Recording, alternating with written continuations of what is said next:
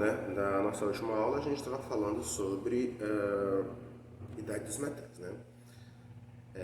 Foi um período que veio mais ou menos 5.000 anos antes de Cristo, né, quando o homem se tornou uma espécie sedentária.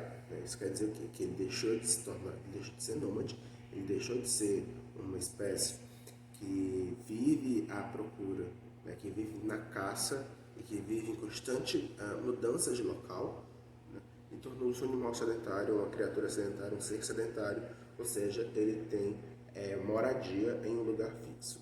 Com o sedentarismo, né, a gente vai ter o surgimento do Estado, né, e o desenvolvimento da escrita.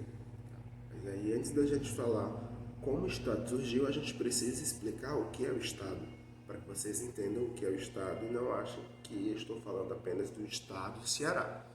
Toda vida que a gente vai falando de Estado aqui, a gente vai estar falando de Estado com E maiúsculo, certo? E aí o Estado com E maiúsculo, o que é o Estado com E maiúsculo?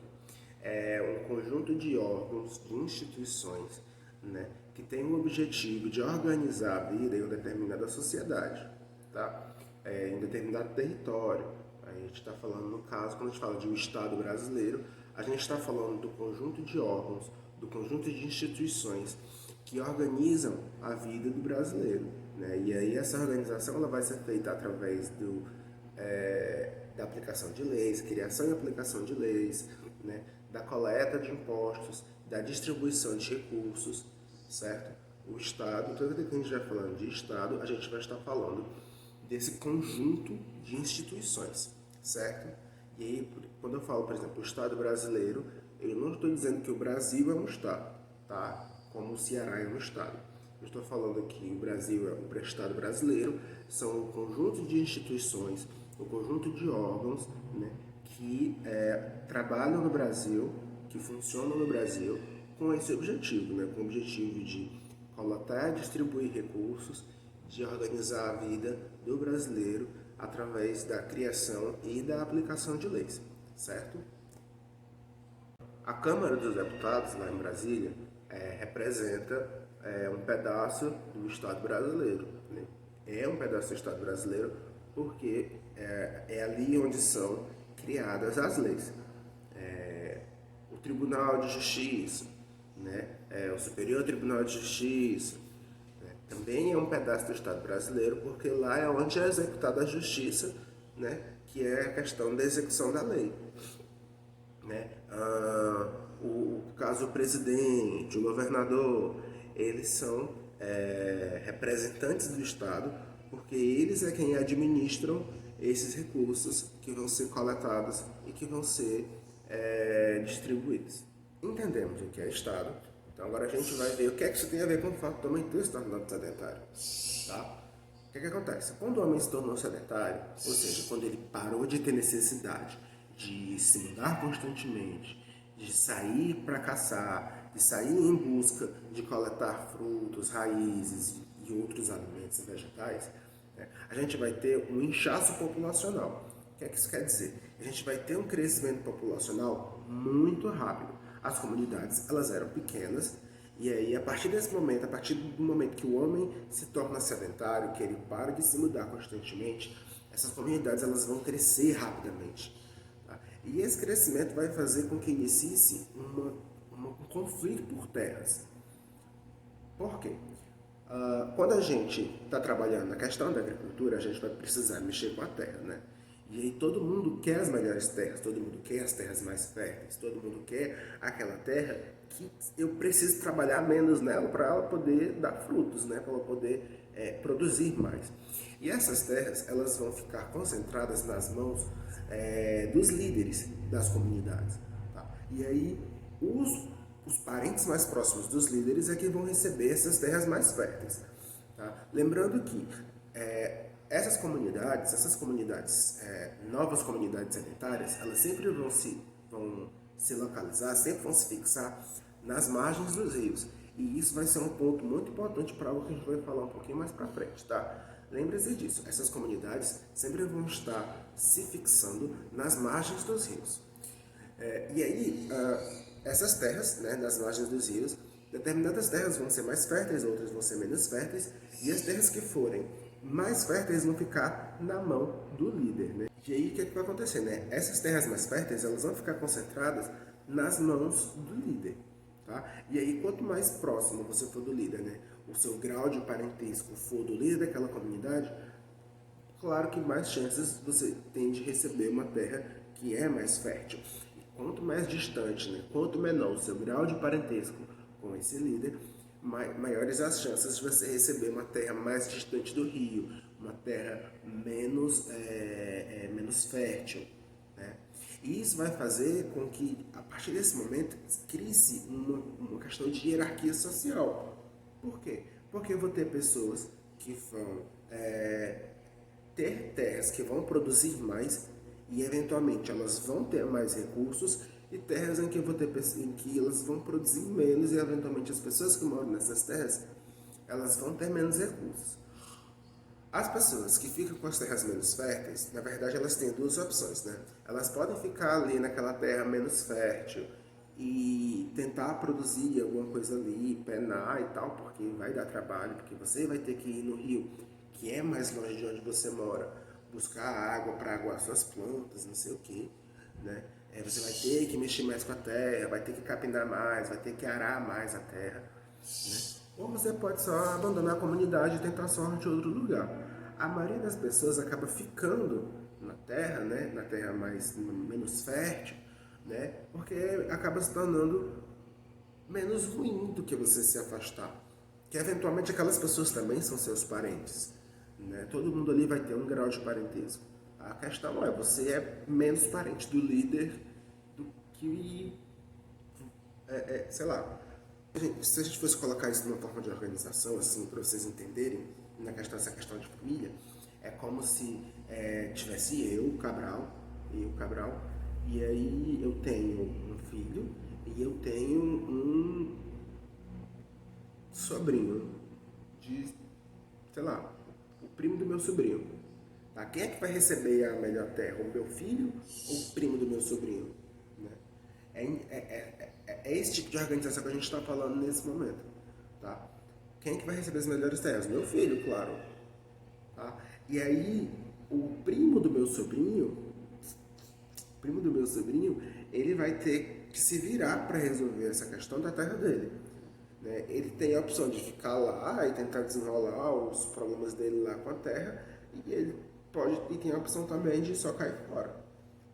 Eventualmente ele vai ficar com a terra que eu estou dando a ele. Por quê? Porque existe toda uma questão familiar, né? O primo dele, que é meu sobrinho, mora ali, e aí você vai ter os tios, e vai ter os avós, e vão ter os amigos, vão ter outros, né? Outros fatores que vão influenciar com que ele fique ali.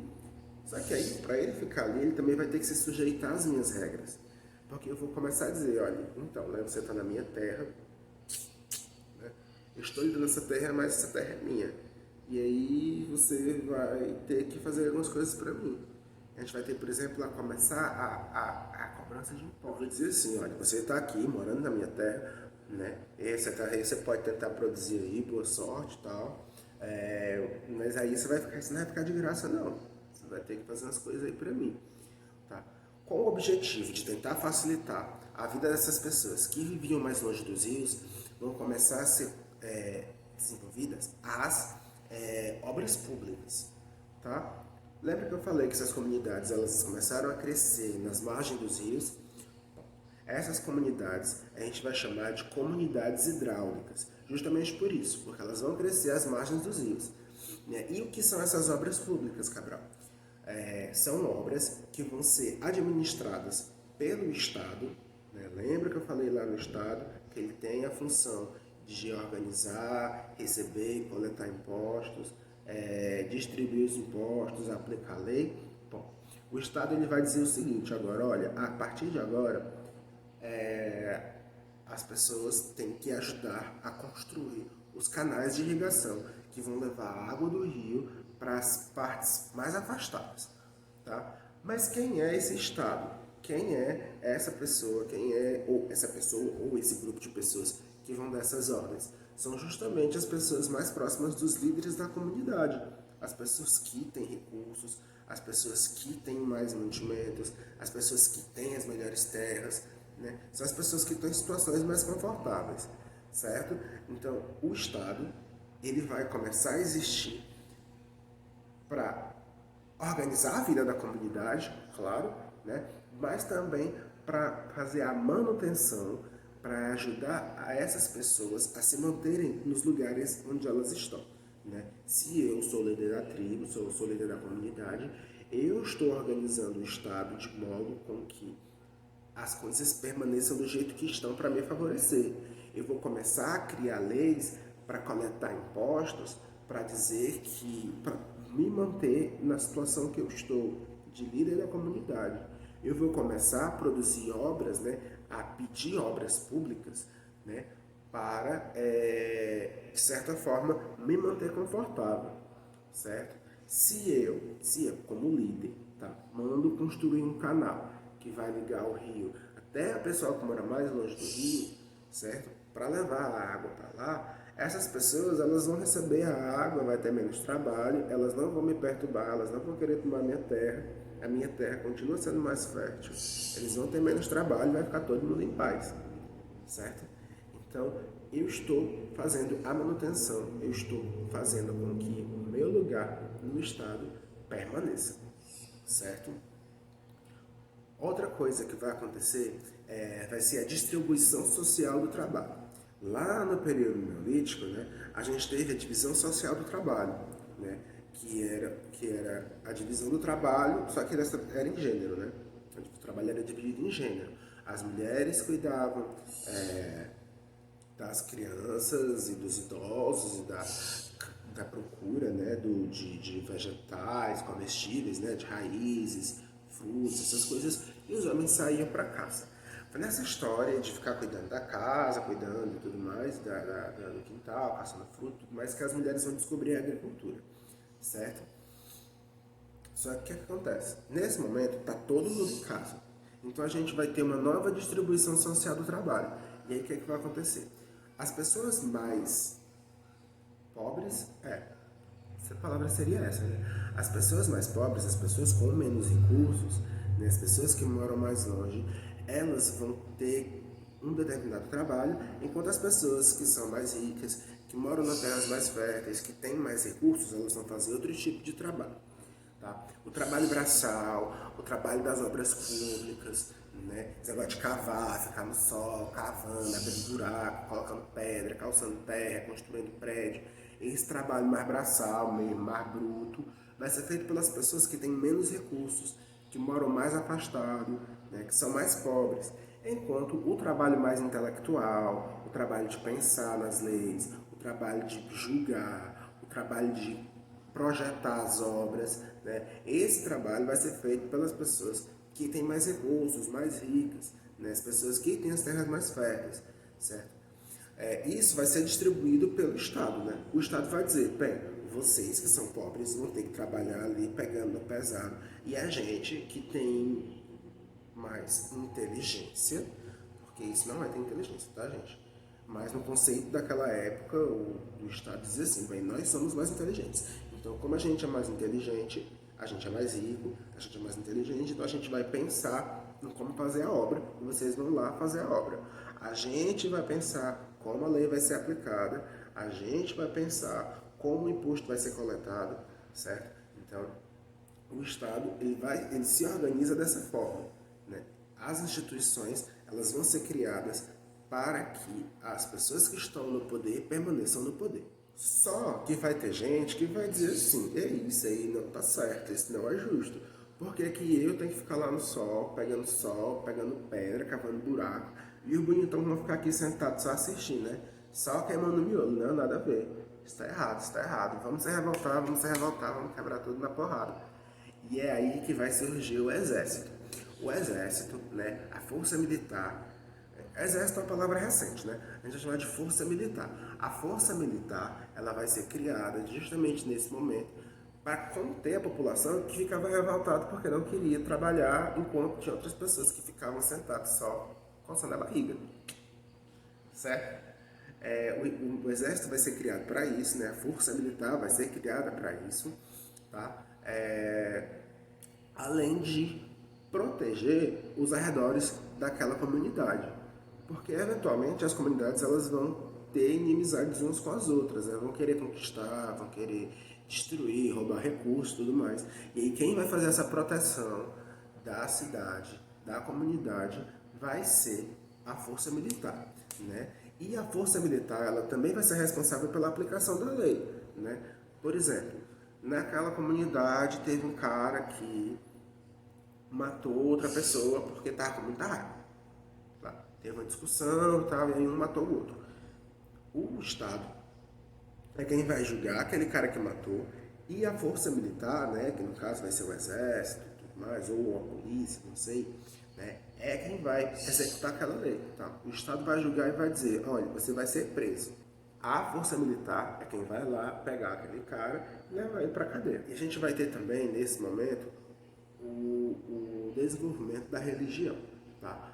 A religiosidade, ela é uma coisa, é um dos aspectos culturais mais antigos da humanidade. Tá? Então, desde muito tempo, desde o começo, a sociedade ela tem a necessidade de acreditar em uma entidade, tá? Em um espírito, em uma força sobrenatural, em algo que explique aquilo que ela não consegue explicar, né? A chuva já foi um Deus, o fogo já foi um Deus, o trovão já foi um Deus. Por quê? Porque não existia conhecimento científico bastante para explicar como a chuva caía, o que era o sol, porque o vulcão entrava em erupção, o que era um raio. Então, tudo aquilo que não tinha uma explicação científica, a gente não sabia explicar, a gente transformava em um Deus. E a religiosidade, ela vai surgir, ela vai funcionar, né, como um instrumento, uma forma de acalmar o povo mesmo, né? Porque a gente vai ter lá a comunidade que está lá o tempo todo trabalhando, pegando no pesado, se estressando, lá apanhando, sendo presa, né? E aí a religiosidade, a espiritualidade, ela vai vir como uma forma de acalmar a raiva dessas pessoas. E é dessa forma, né, usando a religião, usando a força militar, né, que é a força de guerra, e usando as leis, certo? E usando a separação das pessoas por recurso, é que o Estado ele vai se organizar e vai separar as pessoas em classes sociais, certo? E aí vai dizer, olha, o seu lugar é ali, você não pode questionar, seu lugar, sua função é trabalhar e tudo mais, meu lugar é aqui, minha função é essa, meu trabalho é pensar e organizar, e eu não posso questionar isso, certo? É dessa forma que o Estado vai se organizar e vai controlar as pessoas. A casa, vou deixar aqui a agenda depois para vocês verem o que é o tempo de casa, tá bom? Valeu!